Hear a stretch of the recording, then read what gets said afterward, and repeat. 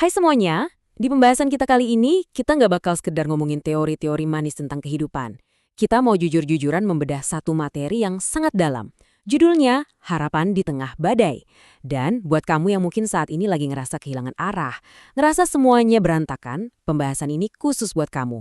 Bener banget, kadang kan ada momen di mana segala sesuatu yang udah kita bangun setengah mati, rasanya kayak ditarik paksa ke dasar laut. Dan poin utama yang bakal kita obrolin hari ini tuh lumayan menohok. Harapan sejati kita itu justru baru benar-benar teruji waktu kapal yang kita naikin mulai hancur berkeping-keping.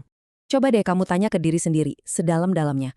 Apa sih yang tersisa waktu kapal kehidupanmu dihancurin sama badai?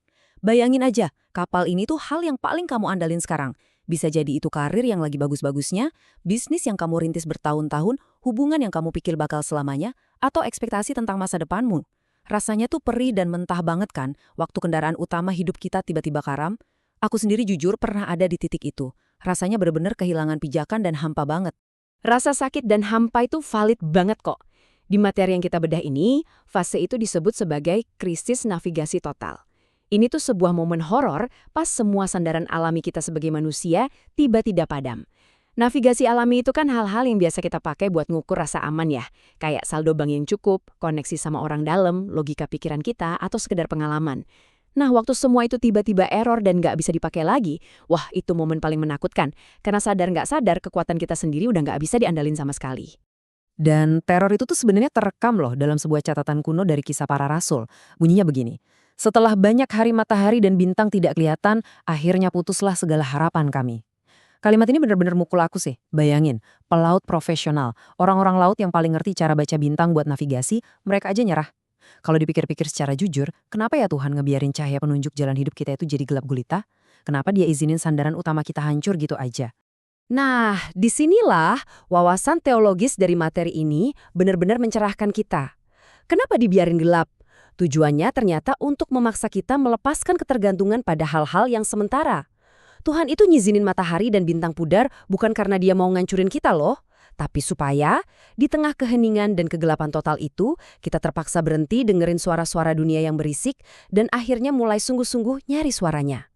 Badai itu ngeruntuhin ilusi mematikan seolah-olah kita ini memegang kendali penuh atas hidup kita. Wah, gila sih. Konsep ini benar-benar ngebongkar cara pikirku. Selama ini kita sering banget kan jadiin doa itu kayak remote control. Pas lagi ada masalah, atau kapal kita mulai tenggelam, kita frustrasi neken tombol doa berkali-kali, ngarepnya Tuhan langsung matiin badainya, ngeredain ombaknya. Persis kayak kemauan kita. Terus pas badainya nggak berhenti-berhenti, doa kita rasanya kosong dan kita jadi kecewa berat. Tepat banget, padahal menurut materi ini, doa itu seharusnya ibarat headset spiritual. Ini metafora yang ngubah segalanya sih. Doa bukan alat pengendali cuaca yang bisa kita atur semau kita. Doa adalah alat penyelarasan frekuensi. Jadi pas kamu pakai headset itu, kamu secara sengaja nge-mute semua kebisingan dan kepanikan dunia di sekitarmu. Kamu lagi nyocokin frekuensi hatimu sama syurga, supaya kamu bisa dengar suara Tuhan dengan sangat jernih, bahkan pas ombak masalah lagi kenceng-kencengnya. Dan hasil dari berani pakai headset spiritual tadi adalah dimulainya navigasi teologis. Di tengah badai yang masih ngamuk, Paulus tiba-tiba bisa bilang, tadi malam, berdiri di sisiku seorang malaikat dari Allah dan ia berkata, jangan takut. Keren banget kan? Dia nemuin ketenangan batin yang luar biasa. Ketakutannya hilang bukan karena badainya tiba-tiba reda. Sama sekali enggak loh, ombaknya masih nabrak kapalnya. Tapi dia bisa tenang karena dia sadar kehadiran Tuhan ada tepat di sampingnya. Kehadiran itulah yang jadi navigasi barunya sekarang. Kalau kita lihat alur pendewasaan rohani ini, polanya itu selalu konsisten. Selalu dimulai dari krisis ekstrim kayak badai Euroclio tadi. Terus masuk ke fase sarana yang hancur, di mana kapalnya beneran karam tak bersisa, tapi justru dari titik nadir itulah kehadiran nyata Tuhan ngambil alih dan memimpin langsung sampai ke tujuan yang tercapai. Alur ini ngebuka satu rahasia besar buat kita. Hancurnya kapal kehidupanmu itu bukan akhir dari ceritamu. Itu cuma satu tahapan yang emang harus dilewatin supaya panggilan sejatimu tergenapi. Mungkin gampang ya dengar cerita tadi dan mikir, itu kan sejarah ribuan tahun lalu. Tapi mari kita bawa prinsip ini ke kehidupan nyata. Penulis materi ngasih satu studi kasus spesifik, 4 April 2016. Gimana kalau teori kapal karam ini terjadi hari ini? Gimana kalau kapal di dunia nyata itu hancur bukan karena bencana alam, tapi sengaja dihancurin sama kedengkian dan tipu daya manusia? Nah, penulisnya ngebagiin pengalaman yang jujur bikin patah hati banget di tanggal tersebut. Sebuah bisnis keluarga yang dibangun pakai keringat, darah, dan air mata, yang jadi sandaran hidup mereka bertahun-tahun, dihancurin habis-habisan. Mereka dipermainkan dan dilumpuhkan sama orang-orang yang pakai uang, kekuasaan, dan keserakahan. Di titik itu, keluarga ini seolah dilempar ke tengah laut lepas tanpa satupun bintang buat navigasi, dan yang secara sadar menenggelamkan mereka adalah tangan-tangan manusia yang ngerasa berkuasa. Dan yang bikin merinding, di tengah keputusasaan yang absolut itu, muncul satu kebenaran puitis yang ngasih rasa aman luar biasa. Bunyinya gini, Tuhan tahu persis di mana titik koordinat kapalmu berada. Wah, kalimat ini benar-benar menghangatkan hatiku. Fakta bahwa seberapapun kotornya manipulasi manusia, atau seberapapun dalamnya mereka berusaha mengubur kamu, mereka nggak akan pernah sekalipun bisa menyembunyikan posisimu dari pandangan kedaulatan Tuhan. Setuju banget. Dan dari kisah tragis itu, kita disuguhkan bukti pembelaan ilahi yang sangat nyata. Orang-orang serakah itu emang berhasil ngancurin kapal fisiknya, yaitu si bisnis keluarga itu. Tapi, keluarga ini justru nemuin perlindungan Tuhan yang jauh di luar nalar. Tuhan ngebuktiin kalau pembelaannya jauh lebih superior daripada jabatan atau kekayaan manusia.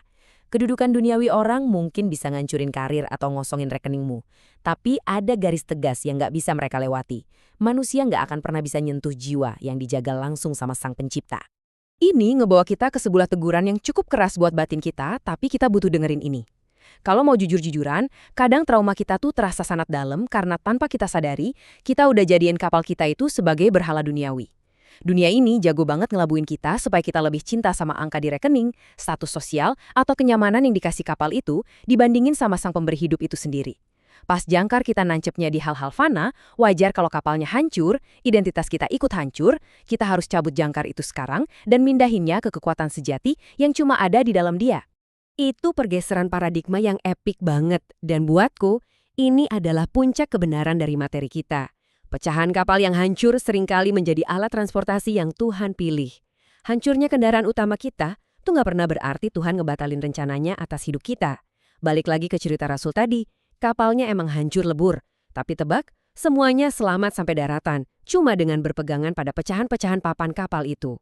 Tuhan bisa, dan pasti bakal pakai puing-puing kegagalan kita buat bawa kita dengan selamat menepi ke daratan. Nah, buat merekalibrasi batin kita, mari ingat 3 kedalaman rohani ini baik-baik. Pertama, prioritas kedaulatan Tuhan itu selalu keselamatan jiwa kamu, jauh di atas keutuhan aset duniawimu. Kedua, kamu justru bakal ngerasain kasih Tuhan yang paling murni dan nyata pas semua sandaran fisikmu ditarik paksa. Dan yang ketiga, ini favoritku, ketenangan batin yang kamu tunjukin di tengah ketidakadilan itu bukan sekedar survival mechanism ya. Ketenangan itu adalah kesaksian paling epik buat dunia yang lagi panik. Itu ngebuktiin kalau kamu seutuhnya adalah milik Tuhan. Wah, dari seluruh perjalanan emosional dan teologis yang udah kita bahas, kita sampai di satu kesimpulan yang indah banget.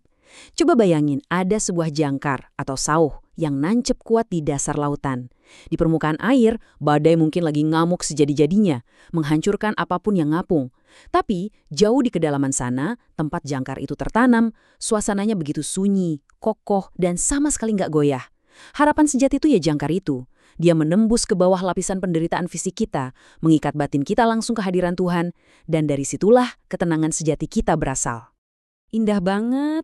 Dan supaya kebenaran tak tergoyahkan ini benar-benar nancep di hati kita, resapi pengingat ini. Tuhan berdiri di sisimu hari ini, besok, dan selamanya, karena Dia adalah sauh yang tidak akan pernah karam. Kapal manusiawimu mungkin bisa pecah, perusahaan tempatmu kerja bisa bangkrut, manusia yang paling kamu percaya bisa berkhianat. Tapi, sang jangkar kehidupan ini, dia nggak akan pernah tenggelam. Sebagai penutup obrolan kita hari ini, aku dan rekanku pengen ngasih satu tantangan, sebuah pertanyaan tajam ke lubuk hatimu yang terdalam. Coba identifikasi apa satu aset yang paling kamu takutin kalau sampai hilang dari hidupmu saat ini. Pertanyaannya, maukah kamu menyerahkan kendalinya secara penuh kepada Tuhan sekarang juga? Ingat ya, ini bukan sekedar pertanyaan numpang lewat. Kalau kamu terus-terusan menggenggam kapal fanamu lebih erat daripada menggenggam tangan Tuhan, badai hidup akan selalu jadi teror yang mengerikan. Lepasin aja remote kontrolnya, pasang headset spiritualmu hari ini, dan temuin ketenangan luar biasa itu, bahwa bahkan saat kapalmu lagi pecah, Dia ada di sana bersamamu. Terima kasih udah ikut menyelami materi ini bareng kita. Sampai jumpa di pembahasan berikutnya.